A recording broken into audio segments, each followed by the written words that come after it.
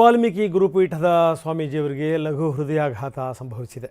ಪ್ರಸನ್ನಾನಂದಪುರಿ ಸ್ವಾಮೀಜಿ ಒಂದು ಕಾರ್ಯಕ್ರಮಕ್ಕೆ ಅಂತ ಹೋಗಿದ್ದರು, ರಾಯಚೂರಿಗೆ ಲಿಂಗಸೂಗೂರಿಗೆ ಹೋಗಿದ್ದರು. ಅಲ್ಲಿ ಆ ಲಿಂಗಸೂಗೂರು ತಾಲೂಕಿನ ಹಟ್ಟಿ ಪಟ್ಟಣದಲ್ಲಿ ಅವರಿಗೆ ಹಾರ್ಟ್ ಅಟ್ಯಾಕ್ ಆಗಿದೆ. ತಕ್ಷಣವೇ ಅವ್ರನ್ನ ರಾಯಚೂರಿನ ಖಾಸಗಿ ಆಸ್ಪತ್ರೆಗೆ ದಾಖಲು ಮಾಡಲಾಯಿತು. ಅದಾದ ನಂತರ ಸ್ವಾಮೀಜಿಗಳನ್ನು ಹೈದರಾಬಾದಿಗೆ ಶಿಫ್ಟ್ ಮಾಡಿದ್ರು. ಹೈದರಾಬಾದ್ನ ಅಪೋಲೋ ಆಸ್ಪತ್ರೆಯಲ್ಲಿ ಚಿಕಿತ್ಸೆ ನೀಡಲಾಗ್ತಾಯಿದೆ. ಅವರು ಆಸ್ಪತ್ರೆಗೆ ಸ್ಪಂದಿಸ್ತಾ ಇದ್ದಾರಂತೆ ಸ್ವಾಮೀಜಿ. ಬನ್ನಿ, ನಮ್ಮ ಪ್ರತಿನಿಧಿ ಭೀಮೇಶ್ ಈಗ ನಮ್ಮ ಜೊತೆಗೆ ದೂರವಾಣಿ ಸಂಪರ್ಕದಲ್ಲಿದ್ದಾರೆ. ಭೀಮೇಶ್, ಏನಿದು ಘಟನೆ? ಇದು ಸ್ವಾಮೀಜಿ ಯಾವ ಕಾರ್ಯಕ್ರಮಕ್ಕೆ ಅಂತ ಅಲ್ಲಿ ಬಂದಿದ್ದರು? ಎಷ್ಟೊತ್ತಿಗೆ ಈ ರೀತಿ ಅವರಿಗೆ ಎದೇನೋ ಕಾಣಿಸ್ಕೊಂಡಿದ್ದು?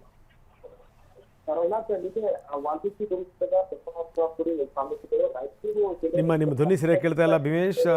ನಿಮ್ಮ ಧ್ವನಿ ಕೇಳ್ತಾ ಇಲ್ಲ. ಮತ್ತೆ ನಿಮ್ಮನ್ನು ಸಂಪರ್ಕ ಮಾಡುವಂಥ ಪ್ರಯತ್ನ ಮಾಡ್ತೀನಿ. ಇದು ನೋಡಿ, ಲಿಂಗಸೂಗೂರು ತಾಲೂಕಿನ ಹಟ್ಟಿ ಪಟ್ಟಣಕ್ಕೆ ಬಂದಿದ್ದರು.